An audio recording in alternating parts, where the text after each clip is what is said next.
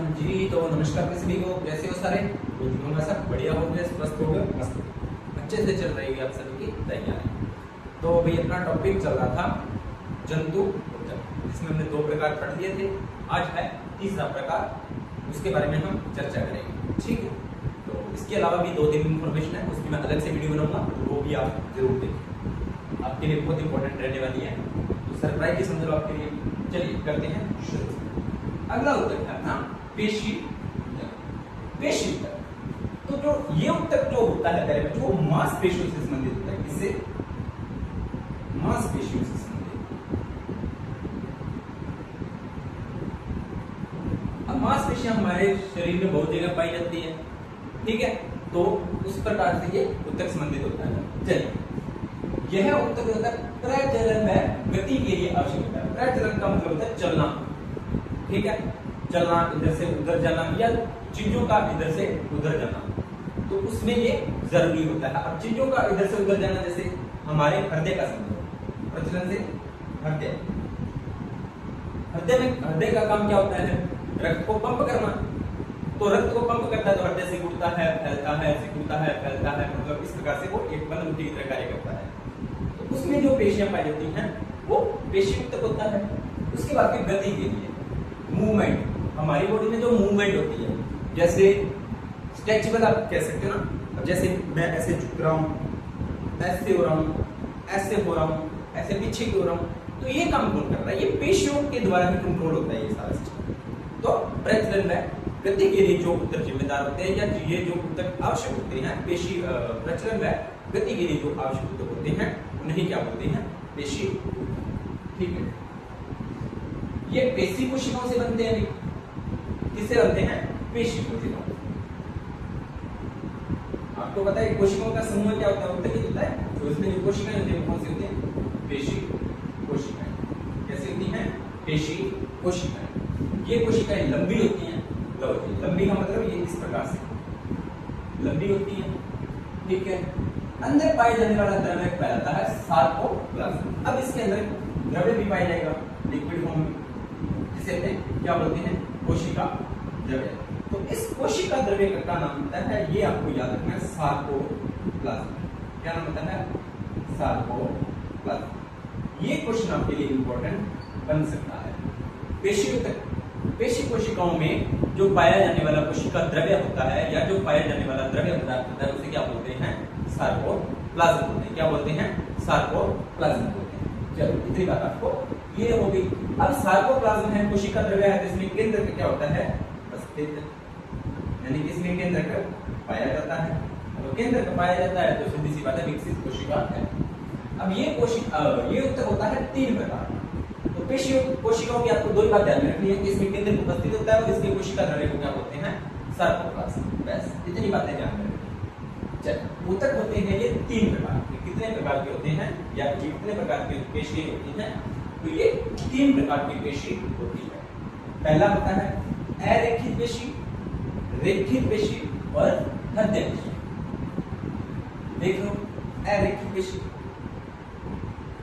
अरेखित पेशी, रेखित पेशी और हृदय पेशी। ये तीनों आपको पेशियों को ध्यान में रखना है। कौन कौन सी है भाई? अरेखित पेशी, रेखित पेशी और हृदय पेशी। अब इनकी थोड़ी थोड़ी बातें वो ध्यान रखें। अरेखित पेशी कहां कहां पाई जाती है हमारे शरीर में? अरेखित पेशी कहां कहां पाई जाती है? तो एक तो पाई जाती है नेत्र की आइरिस। किसमें पाई जाती है? नेत्र की आइरिस। हमारी आंख का एक भाग होता है आइरिस। जब हम नेत्र वाला टॉपिक पढ़ेंगे तब मैं आपको आइरिस को संपूर्ण जानकारी समझाऊंगा, ठीक है। उसके बाद में वृषण है, नलिका। वृषण और ये कहां पाई जाती है? वृषण में, टेस्टिस बोलते हैं इसको। नर जननांग होता है ये, ठीक है। वृषण की क्या खास बात होती है बताऊं? तो पहले आप समझो कि अरेखित पेशी वृषण में पाई जाती है और वृषण नलिका में भी पाई जाती है। तो वृषण जो होता है मानव शरीर का प्राथमिक, मानव में नर जनन तंत्र होता है, मेन रिप्रोडक्टिव सिस्टम, नर जनन तंत्र का प्राथमिक जनन अंग होता है। नर का प्राथमिक जनन अंग, ये इंपॉर्टेंट क्वेश्चन है भाई। नर का प्राथमिक जनन अंग कौन सा होता है? वृषण होता है, ठीक ठीक है, कितने होते हैं? एक जोड़ी होते हैं, ये भी आपको पता है। इसका टेम्परेचर नोट कर लो। वृषण का टेम्परेचर होता है जो 35 डिग्री सेल्सियस। कितना होता है? 35 डिग्री सेल्सियस। चलिए, और मूत्रवाहिनी है मूत्राशय में, मूत्रवाहिनी है मूत्राशय। याद रखना आपको, मैं क्यों बता रहा हूं। मूत्रवाहिनी है मूत्राशय में। अब ये दोनों चीजें मैंने आपको उत्सर्जन तंत्र में अच्छे से समझा दी। रक्तवाहिनियों में, रक्तवाहिनियां भी मैंने आपको हृदय वाले चैप्टर में अच्छे से समझा दी थी। कौन कौन सी होती हैं? धमनी है, शिरा। रक्तवाहिनी, धमनी है, शिरा। उसके बाद में आहार नाल, उसके बाद में आहार नाल, आहार नाल कहाँ कहाँ पाई जाती है? नेत्र की आइरिस में, वृषण है वृषण नलिका में, मूत्रवाहिनी है मूत्राशय में, रक्तवाहिनियों में और आहार नाल में। अब क्या होता है कि प्रचुर मात्रा में कोशिका द्रव्य में केंद्र पाया जाता है। इसका मतलब है कि अरेखित पेशी होती है जो, उसमें प्रचुर मात्रा में क्या पाया जाता है? क्या पाया जाता है? प्रचुर मात्रा में इनमें पाया जाता है कोशिका द्रव्य, यानी सार्कोप्लाज्म और केंद्र प्रचुर मात्रा में अच्छे से पाए जाते हैं। इसका संकुचन, अब देखो बात है ये इंपॉर्टेंट, इसका संकुचन होता है, संकुचनशील होती है, संकुचनशील होती है ये। इसका मतलब होता है ये फैलती रहती है, सिकुड़ती रहती है, फैलती रहती है, सिकुड़ती रहती है, फैलती रहती है, सिकुड़ती रहती है, फैलती रहती है, सिकुड़ती रहती है। इस वजह से इसे अनैच्छिक पेशी कहते हैं। क्या बोलते हैं? अनैच्छिक पेशी। इस पर हमारा कोई कंट्रोल नहीं होता। अनैच्छिक पेशी, अनैच्छिक का मतलब हमारे इसमें कोई इच्छा नहीं होती। अब आपको सर हमारी इच्छा कैसे?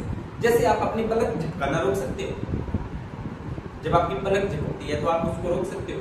नहीं रोक सकते।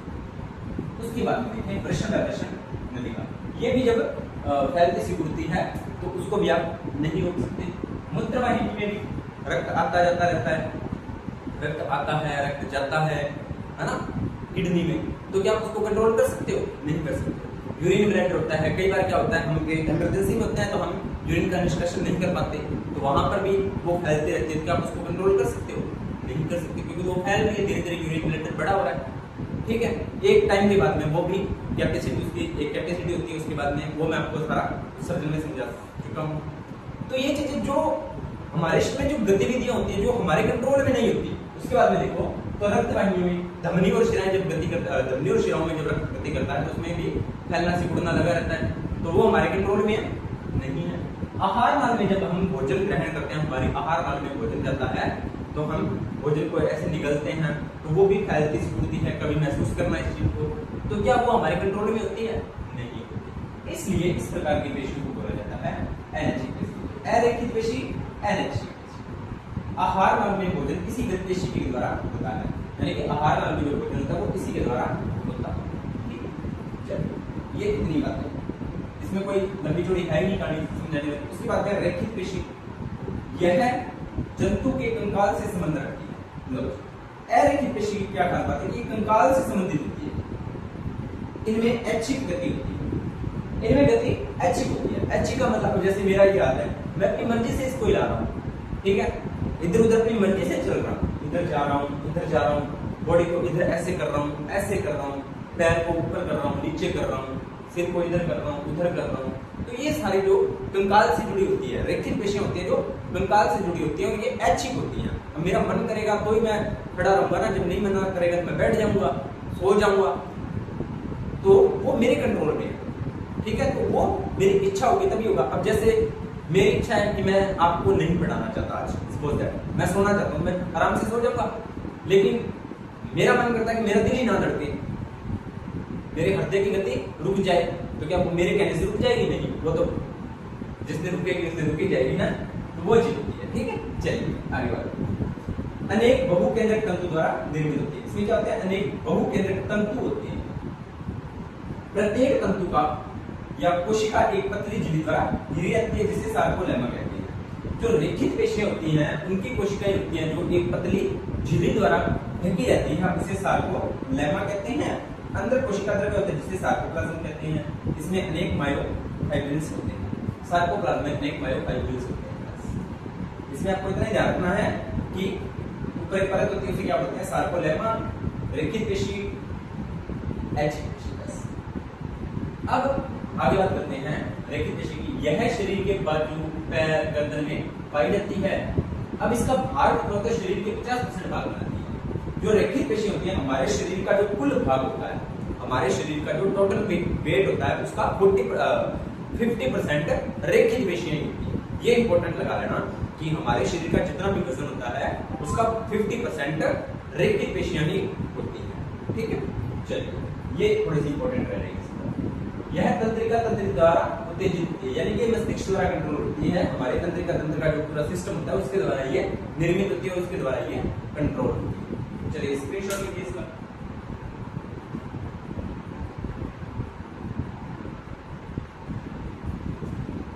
अच्छा, अगला है हृदय पेशी। कौन सी? हृदय पेशी। यह हृदय की भित्ति बनाती है। क्या बनाती है? ये हृदय की भित्ति बनाती है। अनुप्रस्थ धारियां पाई जाती हैं। बड़े अंडाकार में केंद्रयुक्त तंतु होते हैं। तो सीधी सी बात है, तीनों में केंद्र पाए जाते हैं, क्योंकि यहाँ पे इसने पहले ही बोल दिया था कि केंद्र का बस कोई नहीं बात नहीं है। दो तंतुओं के जोड़ पर डिस्क रहता है इसमें, यानी कि ये तंतुओं से बनी होती है। कौन सी? हृदय पेशी। हृदय की भित्ति बनाती है। ठीक है, तो ये एक तंतु जब दूसरे तंतु से जुड़ता है, यानी कि ये एक तंतु हो गया और ये दूसरा तंतु। ठीक है, तो इस पर ये जो जोड़ होता है उसे बोलते हैं डिस्क। क्या बोलते हैं? डिस्क बोलते हैं। ये भी आपको ध्यान रखना है। प्रत्येक तंतु के चारों ओर सार्कोलेमा अंदर सार्कोप्लाज्म होता है। अब देखो, यहाँ पर क्या था? सार्कोप्लाज्म। यहाँ पर क्या था? सार्कोलेमा और सार्कोप्लाज्म। तो इसमें भी सार्कोलेमा और सार्कोप्लाज्म दोनों ही होती है। अनैच्छिक होती है। वही हमने हृदय की बात कर ली, तो ये भी कैसी होती है? अनैच्छिक पेशी। याद रखना, हृदय पेशियां जो होती है वो अनैच्छिक होती है। हृदय पेशियां कैसी होती हैं? अनैच्छिक होती है। उसके बाद में संकुचन है प्रसारण, यानी कि संकुचन का मतलब होता है सिकुड़ना, प्रसारण का मतलब होता है फैलना। संकुचन का मतलब सिकुड़ना और प्रसारण का मतलब फैलना। तो ये संकुचन है प्रसारण, इसमें आजीवन चलता रहता है, यानी कि जब तक जीवन चलता है तब तक इसमें संकुचन और प्रसारण चलता रहता है। संकुचन प्रसारण लगातार इसमें चलता रहता है। रक्त शरीर के विभिन्न भागों में जाता है, यानी कि हृदय पेशियों के द्वारा ही हमारे शरीर का जो रक्त है वो शरीर के विभिन्न अलग अलग भागों में पहुंचता है। हमारे शरीर में सिर से लेकर पैर तक हर जगह ब्लड पाया जाता है। तो ये जो ब्लड है वो हमारे शरीर में हृदय पेशी के द्वारा ही अलग अलग भागों में पहुंचाया जाता है। कौन सी गति के द्वारा? तो संकुचन व प्रसारण के द्वारा। संकुचन व प्रसारण के द्वारा। ठीक है, यहाँ पर अपना पेशी होता है कंप्लीट। ठीक है, अब लास्ट क्लास बची है तंत्रिका पेशी, उसको भी एक क्लास में कंप्लीट कर देंगे। उम्मीद करता हूँ ये छोटी सी क्लास और महत्वपूर्ण जानकारी लगभग 3 से 4 क्वेश्चन यहाँ से आराम से आते हैं।